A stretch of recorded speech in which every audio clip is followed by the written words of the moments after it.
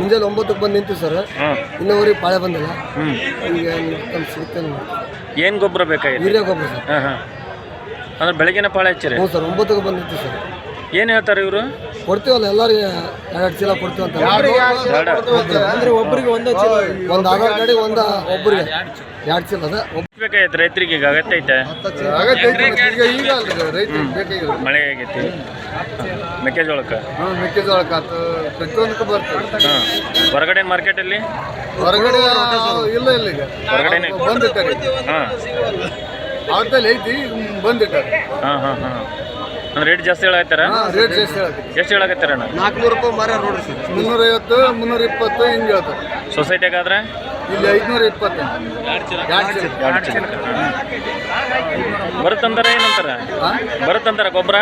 ಇಲ್ಲ, ಗುರುವಾರ ಬರ್ತದೆ ಅಂತ ಹೇಳಕತ್ತೀರಿ. ಮುಂಜಾನಿಂದ ನಿಂತಿರ ಪಾಳ್ಯಾಕ?